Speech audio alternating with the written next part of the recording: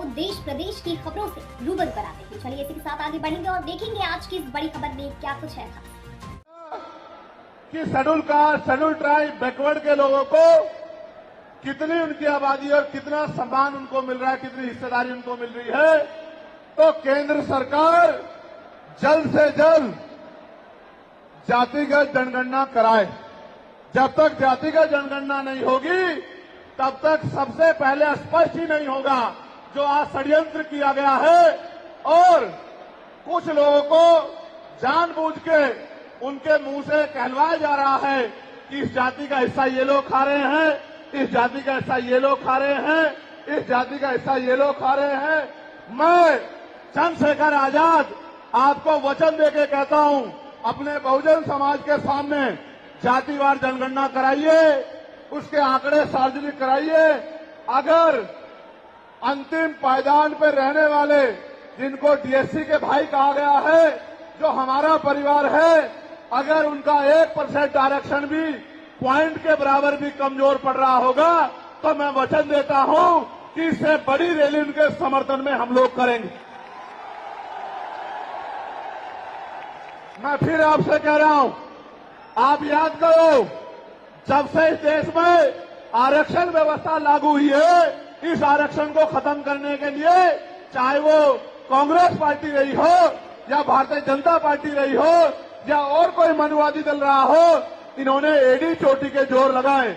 और आज जिन जातियों को गाली दी जा रही है, ये वही जातियां हैं जिन्होंने अपने बच्चे कुर्बान कर दिए लेकिन अपने अधिकारों की रक्षा की और आज भी इस देश में आरक्षण बचा हुआ है, नौकरियां बची हुई है, हिस्सेदारी बची हुई है, राजनीतिक व्यवस्था कायम है, लोकतांत्रिक व्यवस्था है।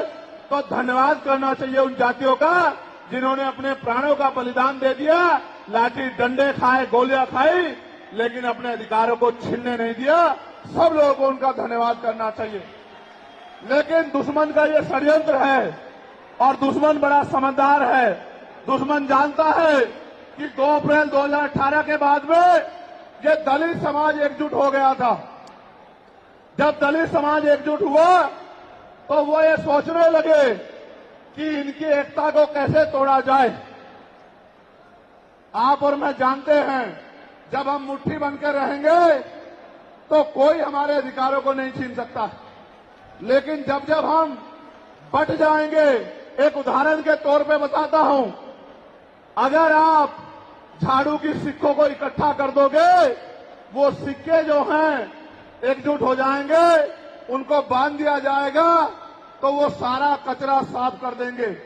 लेकिन अगर वो जो सिक्के होते हैं, अगर आपने उनको अलग अलग कर दिया तो वो कचरा साफ नहीं कर पाएंगे, वो खुद कचरा बन जाएंगे, उनकी कोई हैसियत नहीं बनेगी। इसलिए हमारे महापुरुषों ने बहुजन समाज में भाईचारे की बात की। और आप महसूस करो, बाबा साहब अम्बेडकर ने क्या नारा दिया?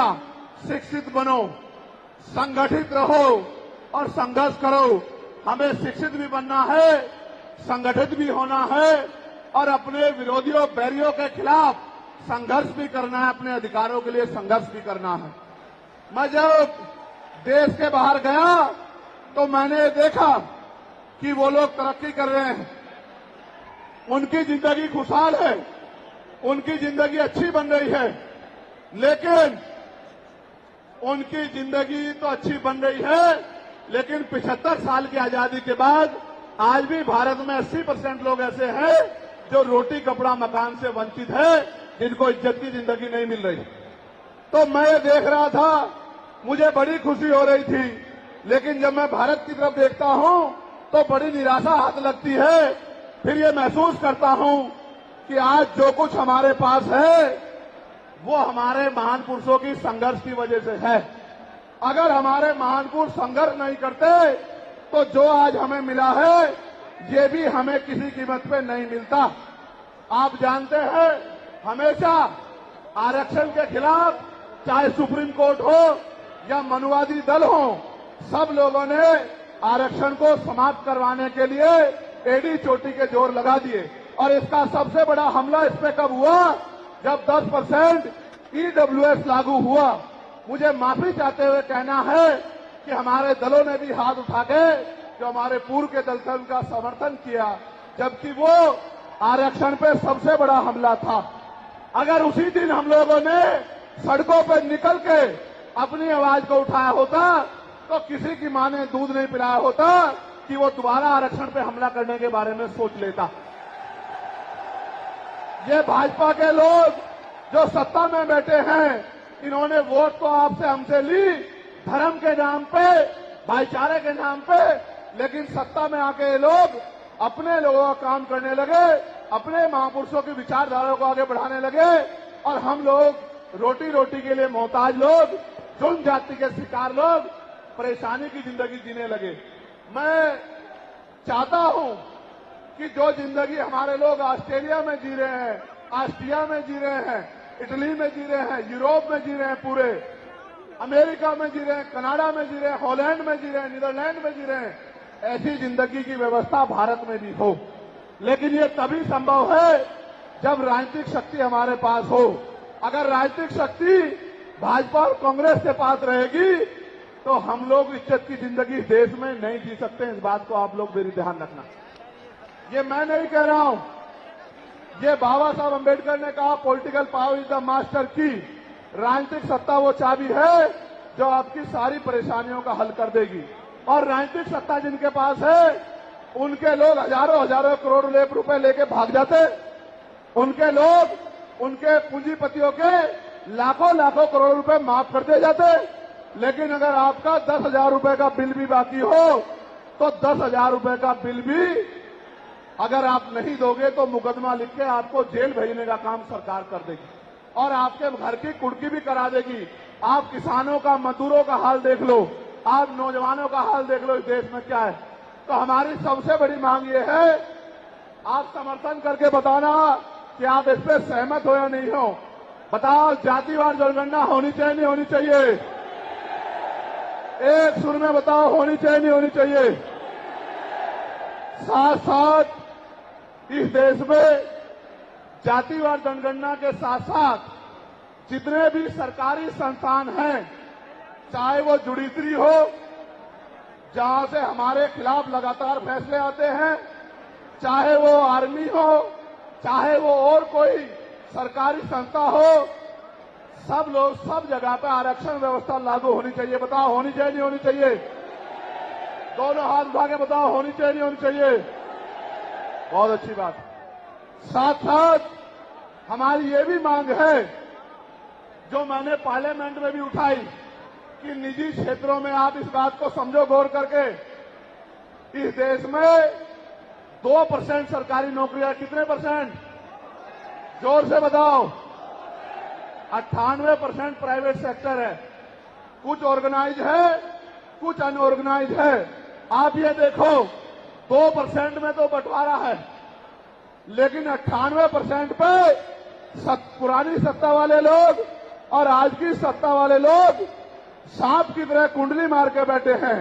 ना वहां SC/ST के लोगों का कोई प्रतिनिधित्व है, ना OBC के लोगों का है, ना ही मुस्लिम लोगों का है।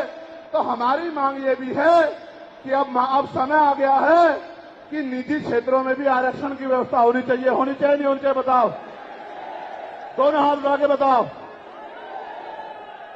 जोर से बताओ, होनी चाहिए नहीं होनी चाहिए? Very good, very good. साथ साथ हमारी ये मांग है कि प्रमोशन में रिजर्वेशन भी इस देश में लागू होना चाहिए। शेड्यूल कास्ट, शेड्यूल ट्राइब और बैकवर्ड के लोगों के लिए प्रमोशन में रिजर्वेशन भी सरकारी संस्थानों में लागू होना चाहिए। लागू होना चाहिए, लागू होना चाहिए? बताओ, जोर से बताओ। हमारी ये भी मांग है कि मंडल कमीशन की बाकी सिफारिशें भी लागू होनी चाहिए, क्योंकि जब तक मंडल कमीशन की बाकी सिफारिशें लागू नहीं होगी तब तक पिछड़े वर्ग के लोगों को बराबर की हिस्सेदारी और सम्मान नहीं मिलेगा। हमारी ये भी मांग है, सरकार कह रही है कि क्रीमी लेयर लागू करना चाहिए और जज साहब भी कह रहे हैं क्रीमी लेयर लागू करना चाहिए।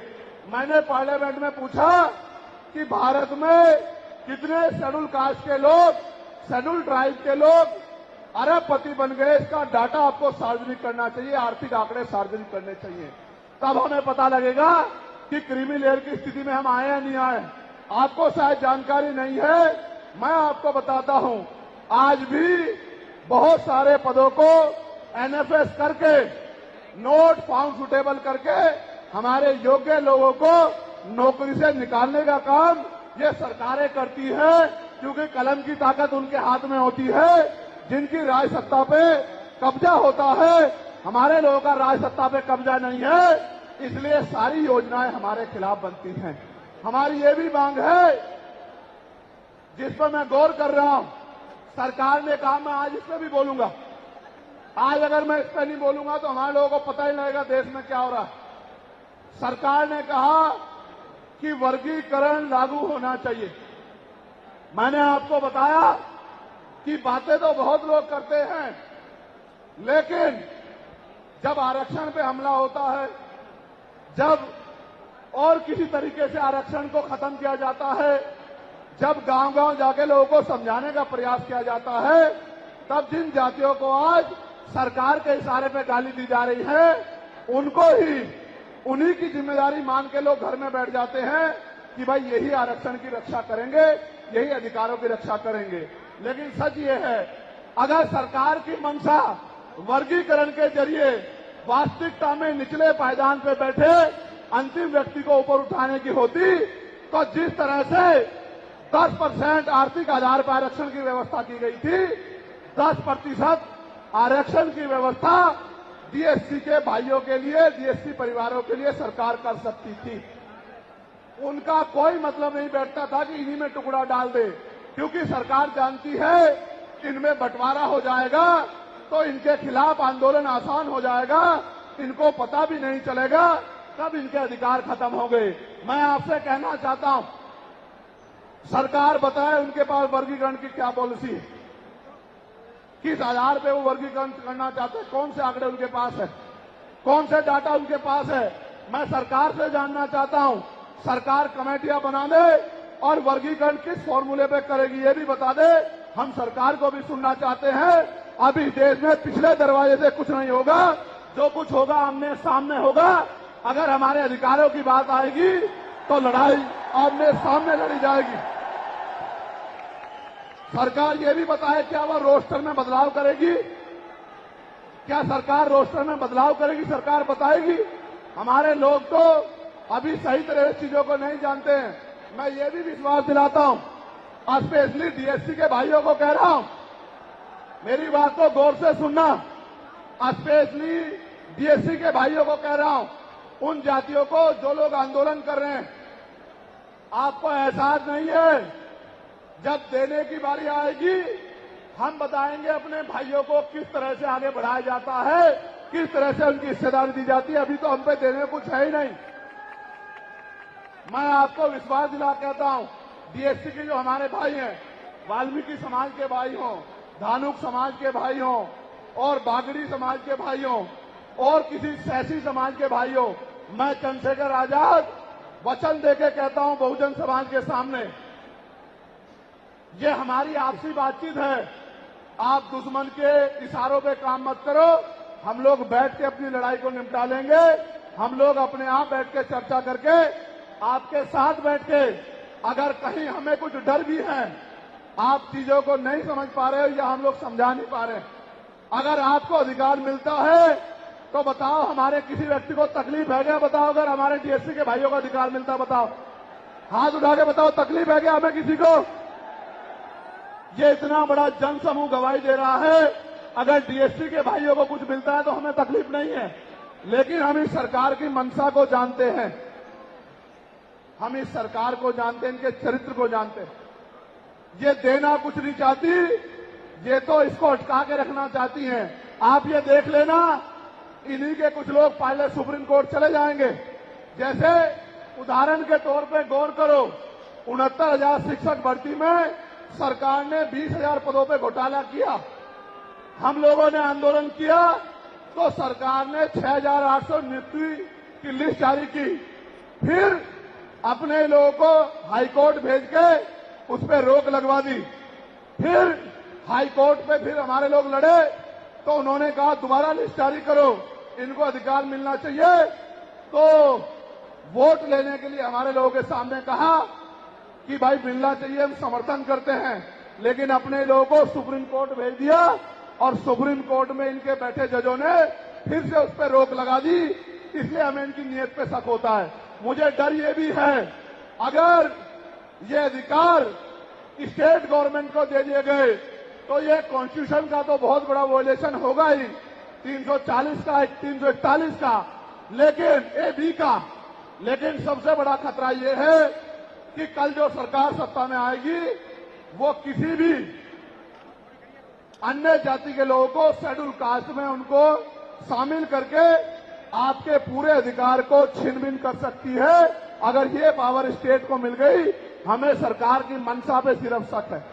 हमने ये भी मांग की, आपको याद होगा, यूपी के साथी हमारे जानते हैं, हमने 2 साल पहले, पौने 2 साल पहले मांग की थी कि जो 52% ओबीसी हैं उनको 27% रिजर्वेशन सुप्रीम कोर्ट के लोगों ने दिया, आबादी से आधा।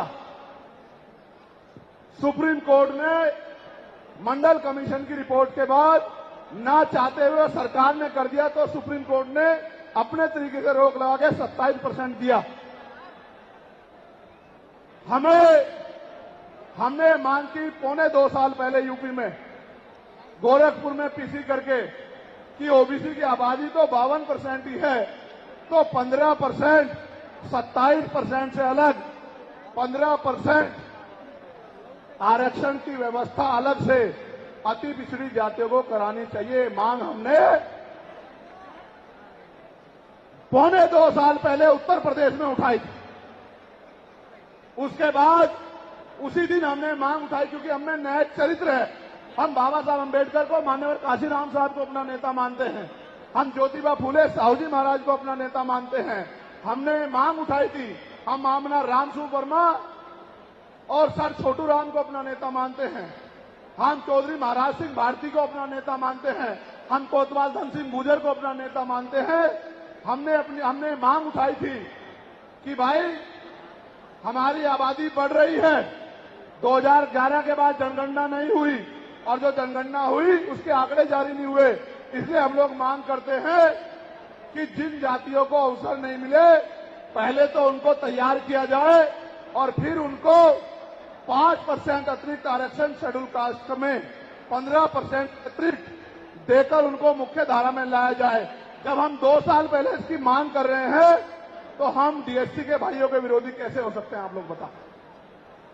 तब तो वो आंदोलन भी नहीं चला रहे थे, हम तो आंदोलन चला के मांग कर रहे थे कि मिलना चाहिए, मिलना चाहिए। लेकिन मैं आज भी कहता हूं, हमारी ये मांग है कि अब समय आ गया देश में कि आरक्षण की सीमा बढ़ाई जानी चाहिए, आरक्षण की कैप खत्म की जानी चाहिए और 100% रिजर्वेशन इस देश में लागू होना चाहिए। जिसकी जितनी संख्या भारी, उसकी उतनी हिस्सेदारी का लाभ उनको मिलना चाहिए। आप फिर कह रहा हूं, जातिगत जनगणना कराओ और 100% आरक्षण करो। मैं तो स्वर्ण जातियों का सबसे बड़ा हितैषी हूं, उनको 10% आरक्षण क्यों दे रहे हो? मेरी ये मांग है। मैं तो अपने लोगों के आरक्षण में से भी उनके लिए मांग करता हूं। उनकी आबादी तो 15% भी नहीं है। मैं ये कहता हूं कि उनका अलग से ब्लॉक बना के उनको 20% आरक्षण सरकार को देना चाहिए और 80% आरक्षण को SC, ST, OBC के लिए फ्री कर देना चाहिए।